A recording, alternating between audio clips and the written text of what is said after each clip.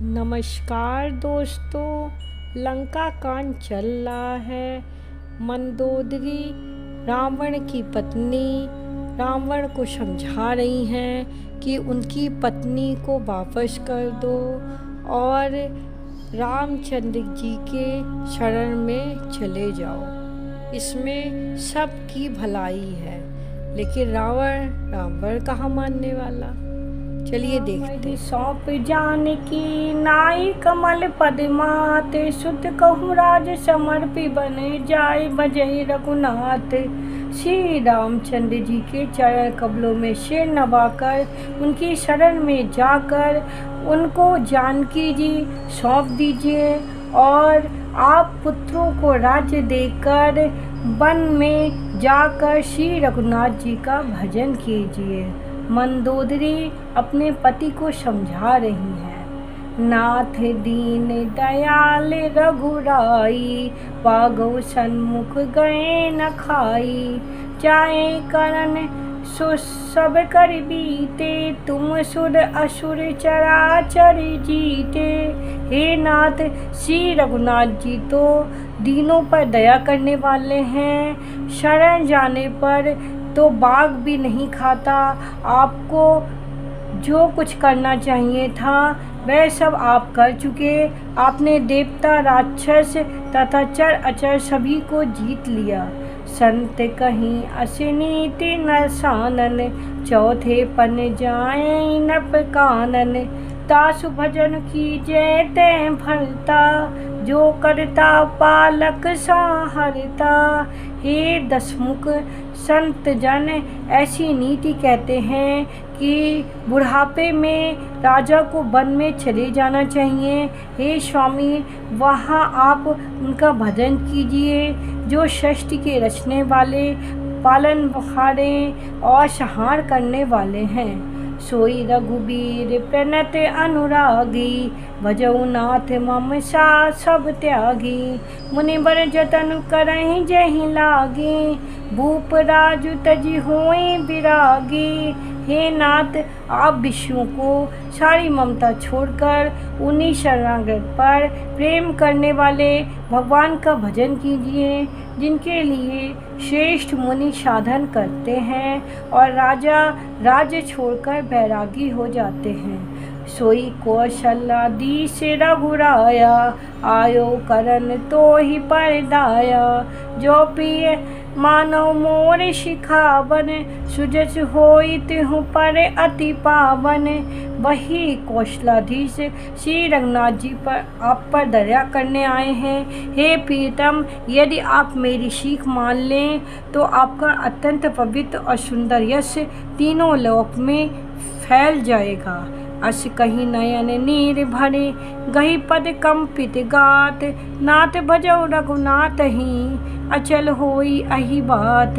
ऐसा कहकर नेत्रों में जल भरकर और पति के चरण पकड़कर कांपते हुए शरीर से मंदोदरी ने कहा, हे नाथ, श्री रघुनाथ जी का भजन कीजिए जिससे मेरा सुहाग अचल हो जाए। तब रावण में सुता उठाई, कहे लाग खल निज प्रभुताई। सुनते प्रिया व्यथा भय माना, जग जो था को मोहि समाना। तब रावण ने मंदोदरी को उठाया और वह दुष्ट उससे अपनी प्रभुता कहने लगा। हे प्रिय, सुन, तूने व्यर्थ ही भय मान रखा है। बता तो जगत में मेरे समान योद्धा है कौन। वरुण कुबेर पवन जम काला, भुजबल जीतऊ सकल दिगपाला। देव धनुज नर सब बस मोरे, कवन हेतु उपजा भय तोरे। वरुण, कुबेर, पवन, यमराज आदि सभी दिगपालों को तथा काल को भी मैंने अपनी भुजाओं के बल से जीत रखा है। देवता, दानव और मनुष्य सभी मेरे वश में हैं। फिर तुझको ये भय किस कारण उत्पन्न उत्पन्न हो गया।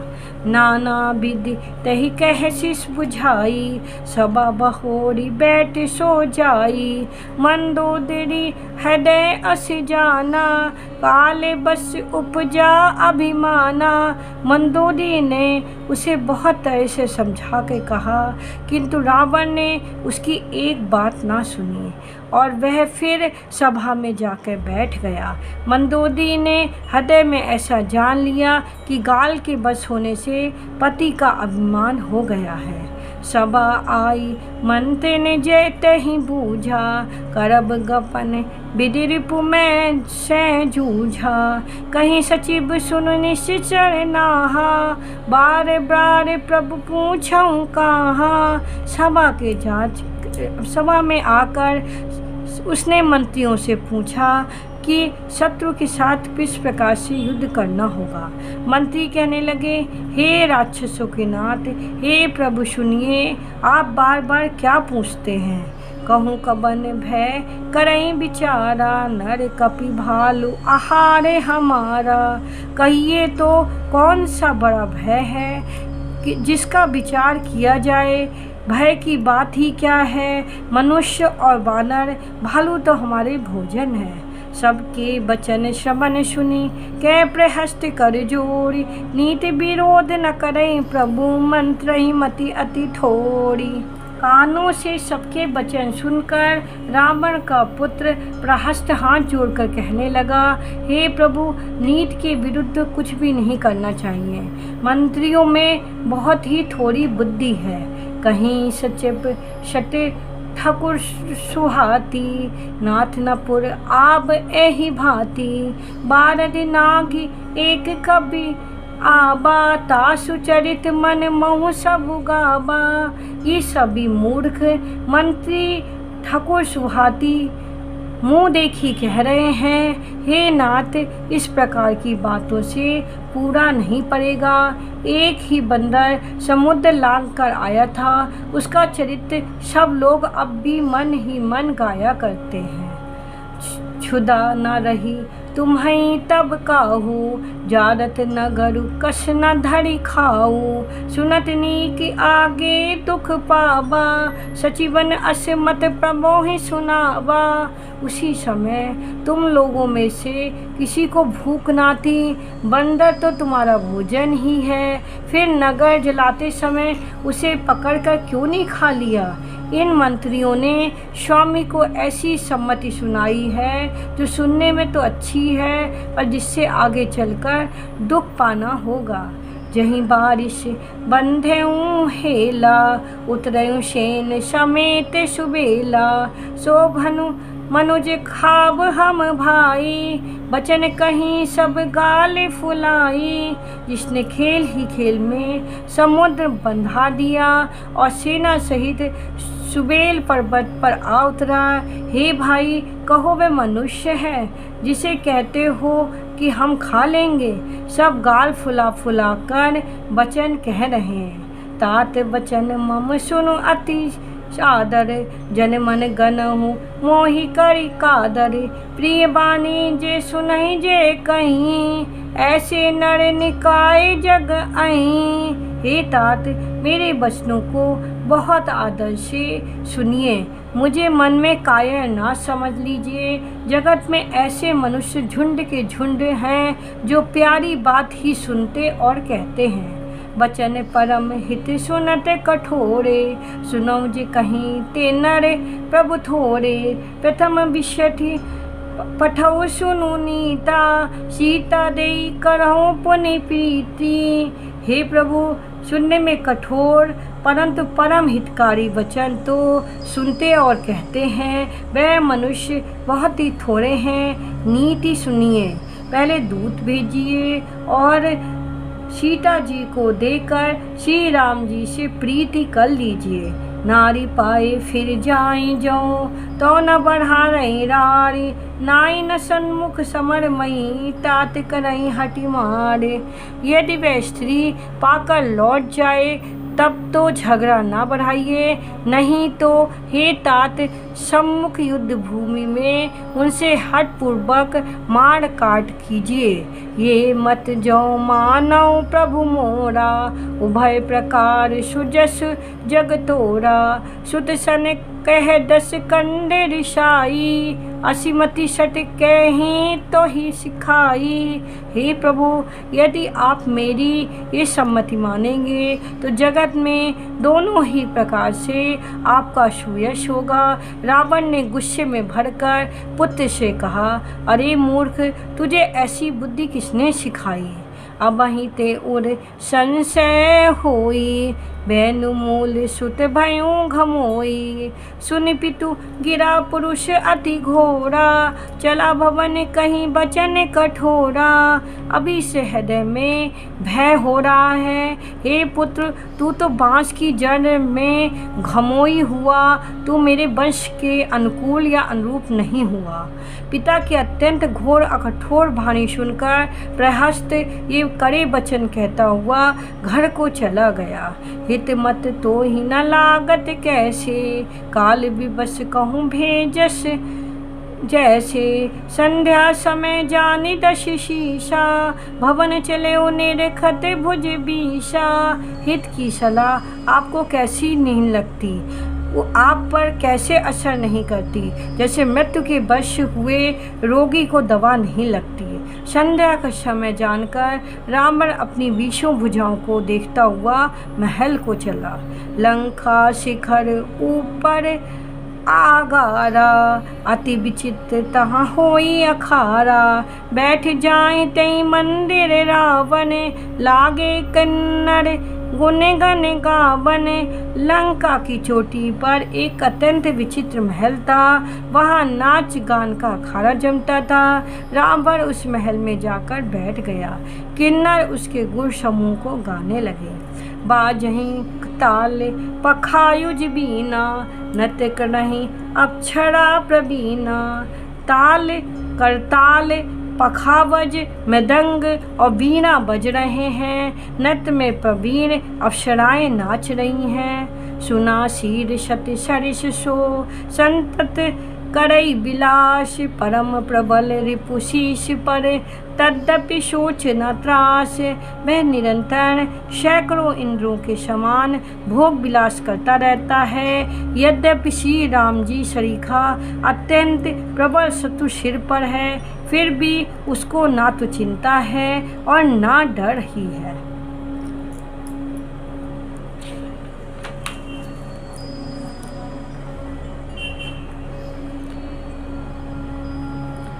यहाँ सुबेल शैल रघुबीरा, उतरे सेन सहित अति भीरा। शिखर एक उतंग अति देखी, परम रम्य सम शुभ्र विशेषी।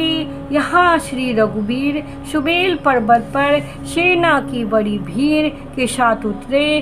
पर्वत का एक बहुत ऊंचा परम रमणीय समतल और विशेष रूप से उज्ज्वल शिखर देखकर तहाँ तरु किसलय सुमन सुहाए। लक्ष्मण रज निज हाथ दशाए, तापर रुचिर मृदुल मृग छाला। तहीं आसन आसीन कृपाला, वहाँ लक्ष्मण जी ने वृक्षों के कोमल पत्ते और सुंदर फूल और अपने हाथों से सजाकर बिछा दिए। उस पर सुंदर और कोमल मृगशाला बिछा दी। उसी आसन पर कृपालु श्री रामचंद्र जी विराजमान थे। प्रभु कृत शीश कपीस उछंगा, वाम दहिन दिश चाप निशंगा। दहु कर कमल सुधारत बाना, कहलंकेश मंत्र लगी काना। प्रभु श्री राम जी वनराज सुग्रीव की गोद में आकर सिर रखे हैं। उनकी बाईं ओर धनुष तथा दाहिनी ओर तरकश है। वे अपने दोनों कर कमलों से बाण सुधार रहे हैं। विभीषण जी कानों में लगकर सलाह कर रहे हैं। वर भागी अंगद हनुमाना, चरण कमल चापति विधि नाना। प्रभु पाछे लक्ष्मण वीरासन, कठिन संग कर बाण सरासन। परम भाग्यशाली अंगद और हनुमान अनेकों प्रभाव से प्रभु के चरण कमलों को दबा रहे हैं। लक्ष्मण जी कमल में तरकश कसे और हाथों में धनुष बाण लिए वीरासन से प्रभु के पीछे सुशोभित हैं। ऐहि विधि कृपा रूप गुण धाम रासमु आसीन धन्य ते नर ऐहि ध्यान जे रहत सदा लय लीन। इस प्रकार कृपा रूप और गुणों के धाम श्री राम जी विराजमान हैं। वह मनुष्य धन्य है जो सदा इस ध्यान में लौ लगाए रहते हैं। पूरब दिशा बिलो की प्रभु देखा उदित मयंक कहत सबई देखो शशई मृगपति सरिस असंक। पूर्व दिशा की ओर देखकर प्रभु श्री राम जी ने चंद्रमा को उदय हुआ देखा। तब वह सबसे कहने लगे, चंद्रमा को तो देखो कैसा सिंह के समान निडर है। पूरब दिश गिरि गुहा निवासी परम प्रताप तेज बल राशि मत्य नाग तम कुंभ बिदारी शशि केसरी गगन बनचारी। पूर्व दिशा रूपी पर्वत की गुफा में रहने वाले अत्यंत प्रताप तेज और बल की राशि ये चंद्रमा रूपी सिंह अंधकार रूपी मत वाले हाथी के मस्तक को विदीर्ण करके आकाश रूपी वन में निर्भय विचार कर रहा है। बिथुड़े नभ मृकता तल हा तारा निश सुंदरी केर सिंहारा। कह प्रभु शशि महु मिचकताई कहूँ कहा निज निज मति भाई। आकाश में बिखरे हुए तारे मोतियों के समान हैं जो रात्रि रूपी सुंदर स्त्री के श्रृंगार हैं। प्रभु ने कहा, भाइयों चंद्रमा में तो कालापन है क्या है, अपनी बुद्धि के अनुसार कहो। कह सुग्रीव सुनो रघुराई शशि महु प्रगट भूमि के झाई मारे राहु ससंगय कह कोई और महा पड़ी श्यामता सोई। सुग्रीव ने कहा, हे रघुनाथ जी सुनिए, चंद्रमा पे पृथ्वी की छाया दिखाई दे रही है। किसी ने कहा चंद्रमा को राहु ने मारा था, वहीं काला दाग हृदय पर पड़ा हुआ है। को कह जब विधि रति मुख कीना सारे भाग शशि कर हरि लीना छिद सुप्रगट इंदु उर्माही तही मग देखई नभ पर छाई। कोई कहता है जब ब्रह्मा ने रति का मुख बनाया तब उसने चंद्रमा का सार भाग निकाल दिया, जिससे रति का मुख तो परम सुंदर बन गया, परंतु चंद्रमा के हृदय में छेद हो गया। वही छेद चंद्रमा के हृदय में वर्तमान है, जिसकी राह में आकाश की काली छाया उसमें दिखाई पड़ती है। प्रभु कह गरल बंधु शशि केरा अति प्रिय निज उरे दीन बसेरा विष संजतु करे निकरे पसारी जारत बे है बंत नर नारी। प्रभु श्री रामचंद्र जी ने कहा, विष चंद्रमा का बहुत प्यारा भाई है, इसी से उसने विष को अपने हृदय में स्थान रखा है। विष युक्त अपने किरण समूह को फैलाकर वह वियोगी नर नारियों को जलाता रहता है। कह हनुमंत सुनो प्रभु शशि तुम्हार प्रिय दास तब मूर्ति विधु उर बसती सोई श्यामता आभास। हनुमान जी ने कहा, हे प्रभु सुनिए, चंद्रमा आपका प्रिय दास है, आपकी सुंदर श्याम मूर्ति चंद्रमा के हृदय में बसती है, वही श्यामता की झलक चंद्रमा में है। पवन तनय के बचन सुन बिहे से राम सुजान जक्षण दिश अवलोकी प्रभु बोले कृपा निधान। पवन पुत्र हनुमान जी के वचन सुनकर सुजान श्री राम जी हंसे, फिर दक्षिण की ओर देखकर कृपा निधान प्रभु बोले।